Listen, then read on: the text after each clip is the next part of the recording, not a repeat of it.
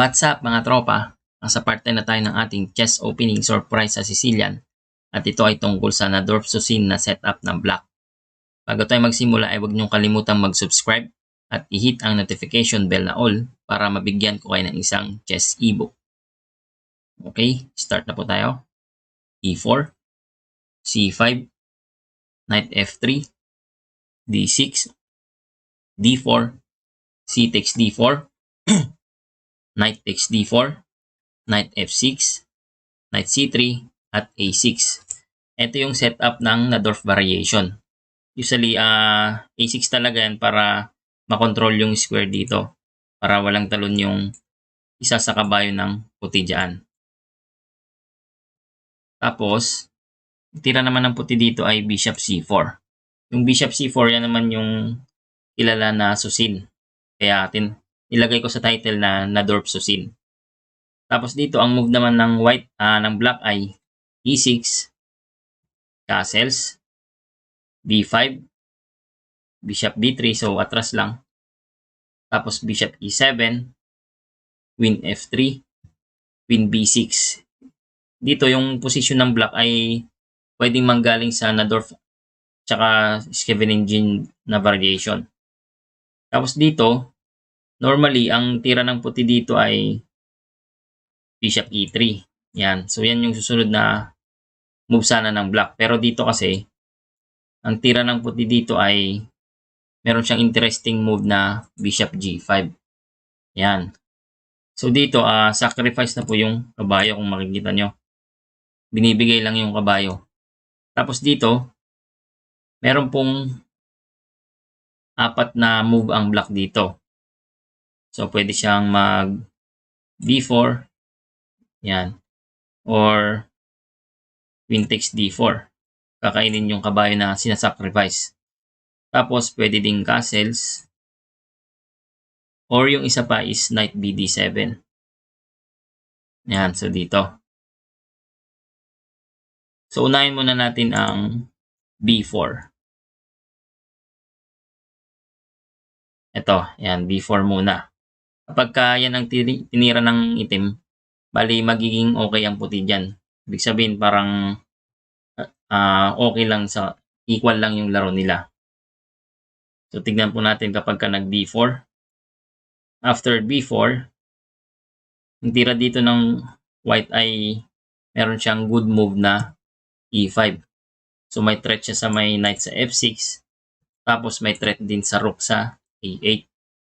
Pero dito, syempre ka-counter din ang black dyan. So titira siya ng Bishop B7 para siya naman yung magti-threat sa queen ng puti. Tapos dito, kung ka-counter ang black dyan, sasabay din ang puti dyan. Titira lang siya ng Knight A4. Tapos, kung pipiliin ng itim na titira ng Queen C7, yan. Tapos, E takes D6. E takes D6 kasi may threat pa yung black sa may queen. Kaya, magti-threat din yung puti sa may queen ng black.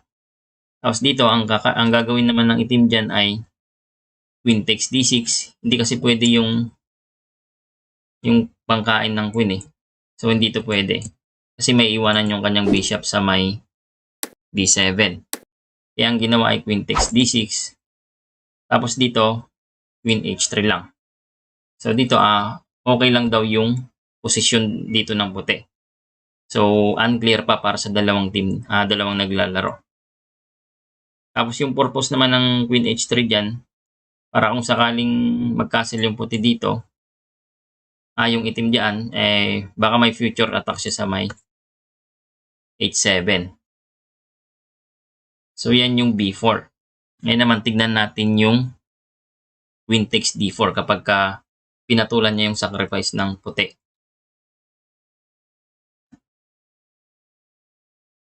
Queen takes D4.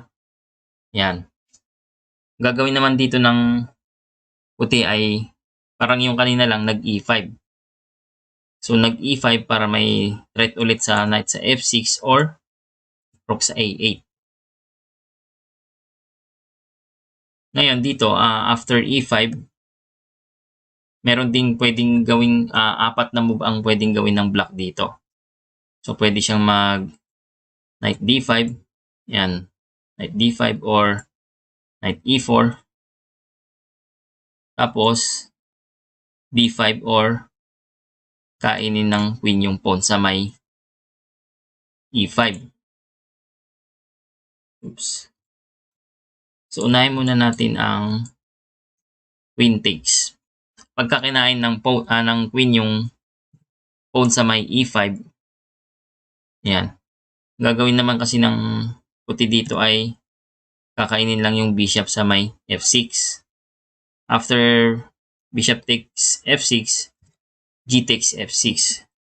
Mas okay daw yung g takes f6 para may future na pang target yung itim sa may king side ng puti. Kaya nag g takes f6. Tapos dito, gagawin naman ng puti dyan ay kakainin lang yung rook sa a8. Tapos may d5. Tapos dito may sacrifice ang puti dito. So pwede siyang tumira ng bishop takes d5. Tapos kung sakaling mag b4 kasi yan. Yan, so magbi b4 para may dalawa siyang threat sa may c3 tapos sa may d5. Ngayon, ang gagawin naman ng puti dyan ay mag-check lang. So bishop c6, check, tapos king f8. Tapos dito, knight e2. Yan. So, bali yan, decisive advantage na yan for white. Kasi kung sakaling kakainin ng itim yan, meron ding bawi sa may kabayo sa may b8. Tapos naka-threat pa ito mamaya. So, yan yung move na queen takes e5. Kapag ka nag-knight d5 naman, so ito, knight d5. Pagka nag-knight d5, meron lang knight takes d5, e takes d5, tapos may bishop e3. So, threat lang muna sa queen. Pagka kinain ng queen yung pawn sa may e5, may queen takes e5, ang gagawin dito ay meron kasing queen takes d5. So, may threat na sa f7, tapos huli pa yung rook sa a8. Let's say nag queen takes d5. Meron lang bishop takes d5. So, panalo sa isang pyesa yung puti dito. Kasi kung sakaling gusto niyang pipiliin yung kabayo, libre pa din. So, yan yung knight d5 naman. Yan. So, losing yung itim sa knight d5. Ngayon, tignan naman natin kapag nag-knight e4. Pagka nag-knight e4, merong bishop takes e7, tapos bishop b7. Hindi pa kasi pwedeng kainin agad ng itim yung bishop sa e7 kasi hanging pa to. Kaya nag-bishop b7 muna. Tapos e takes d6. After e takes d6, merong knight takes d6. So, dalawang attack ng itim dito. Attack sa bishop, tapos attack sa queen dyan. Pero dito, merong excellent move na panira sa coordination ng mga black pieces. So, dito, meron siyang tira na bishop d5. So, good move yan. Kasi dito, sira lahat yung, kumbaga yung communication ng mga pieces ng itim dyan, sira lahat. Ngayon, kung sakaling kakainin ng king yung bishop sa e7, kain din yung light square bishop naman ng itim sa b7. At kapag ka e takes d5, ito, kapag ka e takes d5 naman yan, kakainin naman yung knight sa d6. Hindi naman pwedeng queen ang kumain sa may bishop sa d5 kasi merong kabayo sa c3. So, hindi rin maganda yung knight e4. Yan, yung knight e4. Ngayon, tignan naman natin kapag ka nag d5. Yan. So kapag ka nag D5, meron lang E takes F6, tapos G takes F6. Yan. Pero ano bang mangyayari kapag ka nag bishop takes F6? Pagka nag bishop takes F6 kasi, meron lang rook A D1. So after rook A D1, hindi na siya pwedeng pumunta dito kasi may rook F E1 naman. So yun yung pangit kapag ka bishop takes F6. So after rook A D1 may C5, bishop takes, G takes, tapos rook F E1. So diyan walang counterplay yung itim diyan, tapos may double pawn pa siya. Kaya ang ginawa ay G takes F6 na lang. Yun, tapos kasi sa G takes F6 merong threat sa may dark square bishop ng puti diyan. So makakatempo siya. After G takes F6, bishop F3, bishop E3 naman. Ngayon, after bishop E3, may queen E5.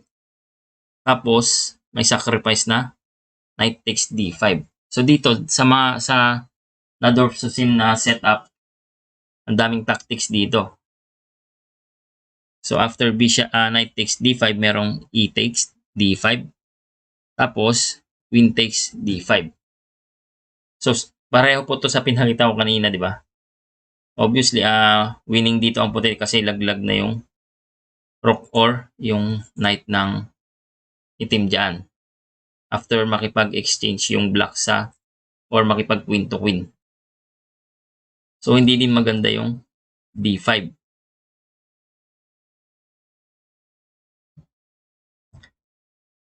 Tignan naman natin ngayon yung yung pala, hindi maganda yung pagkain sa sacrifice ng puti dito. So, hindi magandang kainin ng black yung knight sacrifice dyan. Ngayon, tignan naman natin yung kapag ka nag-castles yung itim. Yan. So, after castling, ang gagawin naman ng puti dito ay susuportahan na yung knight niya sa D4. So, may rook A D1. Tapos, may tatlong pwedeng gawin ang itim dito. Merong bishop B7. May B4. Ito, B4. Tapos, knight BD7. Yan. So, isa-isahin muna natin. Pagka nag-knight BD7 muna. Pagka nag-knight BD7, yan. Ang gagawin naman dito ay so G3 lang. Queen G3. So, balak niya nang umatake dito sa G7 ng itim. After Queen G3, ang gagawin naman dito ay Knight C5. Dadagdagan lang ng pressure yung pawn sa E4.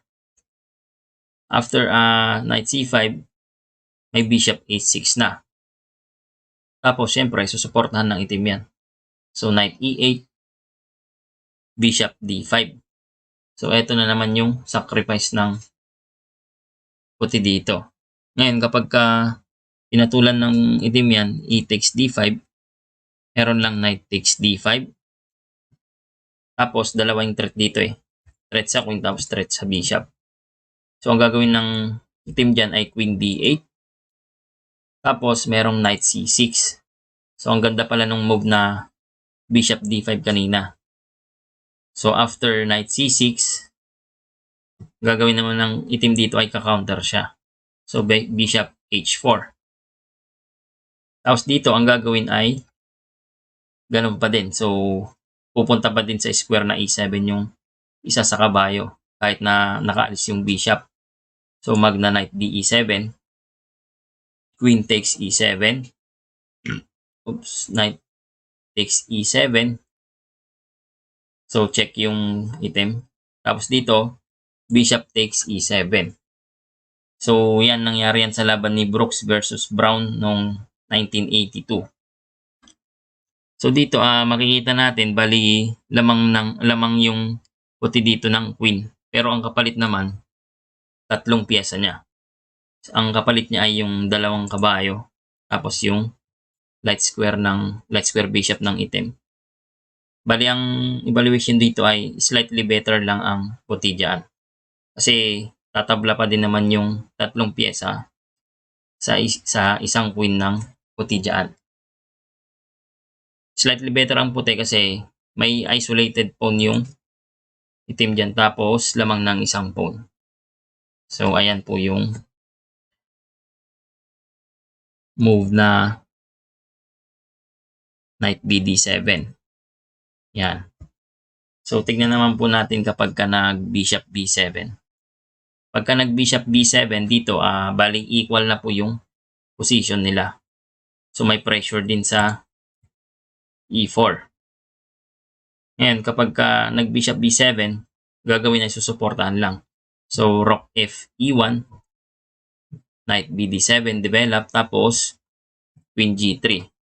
Bali dito, yung evaluation po dyan ay equal. Ngayon, tignan naman natin kapag ka nag b4 na. Pagka nag b4, so dito medyo mahaba lang yung variation nila. So knight a4, queen b7, c3, tapos a5. So dito pinili na lang ng itim na suportahan yung kanyang b-pawn. Kasi yung b-pawn malakas diyan eh. Para walang makatuntong sa may c3 ng puti diyan. So after a5, nag c4, knight bd7, knight b5, queen b8, queen e2, bishop b7, f3,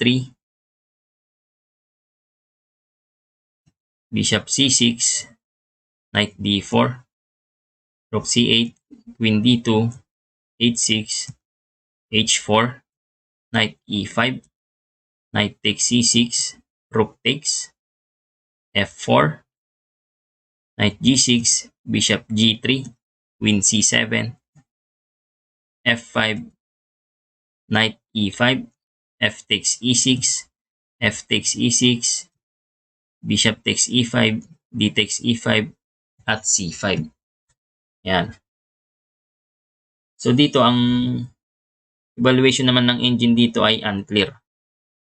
Pero dito sa nakikita ko, kung sakaling kakainin man kasi ng itim yung pawn sa may c5, kakainin din ng knight yung bishop, tapos kung sakaling kinain ng rook yung knight sa c5, may bawi naman sa e6. So yan, medyo magulo pa yung laban nila. So unclear yan. Ngayon tingnan naman natin kapag ka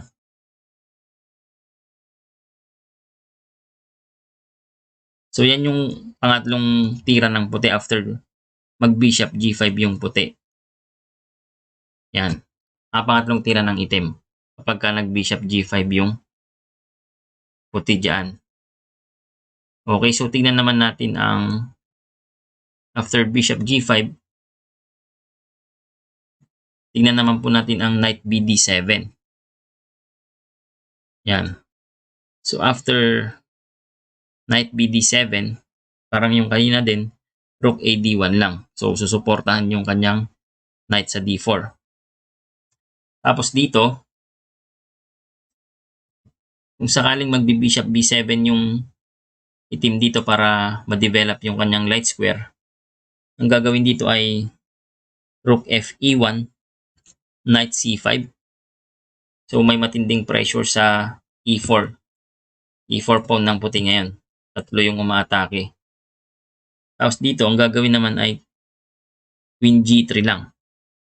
Tapos, nag-castle na sa queen side. Tapos dito, merong bishop e3.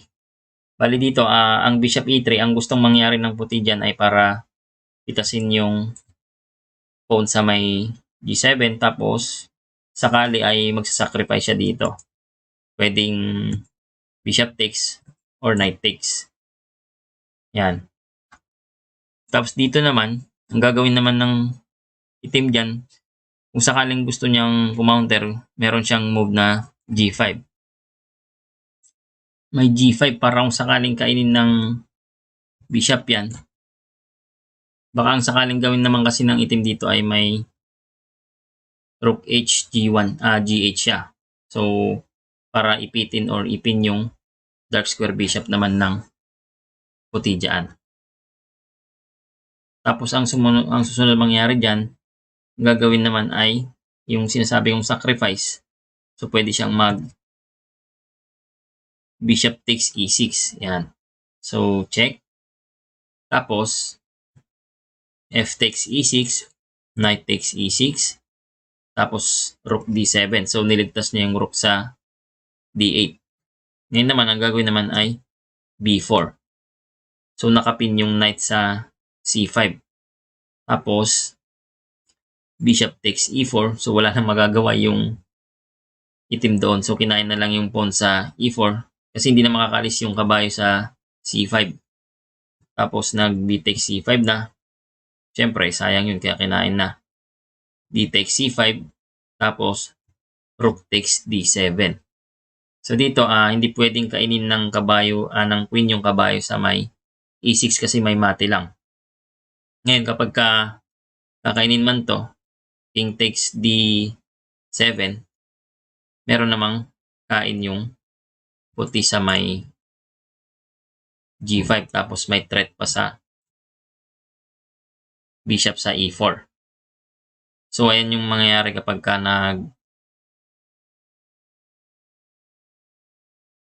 bishop B7 yung itim dyan.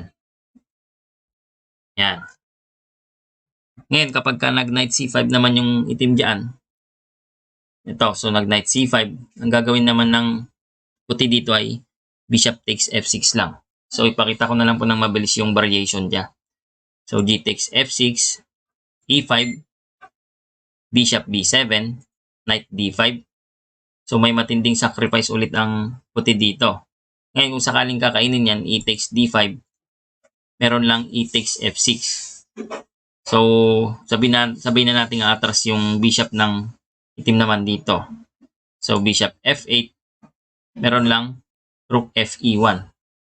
Tapos, king D8, bishop takes D5, rook C8. Nag-rook C8 para suportahan or kontrolin yung square dito para hindi makatalon yung isa sa pyesa ng puti dyan. Tapos dito, may knight F5. Kung makikita natin, bali unti-unting pinapasok ng puti yung kampo ng itim dito. So, bishop takes D5, queen takes D5, queen C7, rook E7. So, yun yung matindi, may rook E7. Nakapasok na yung rook sa may 7th rank ng itim dito. Tapos dito, kung kakainin yan, meron lang F takes E7.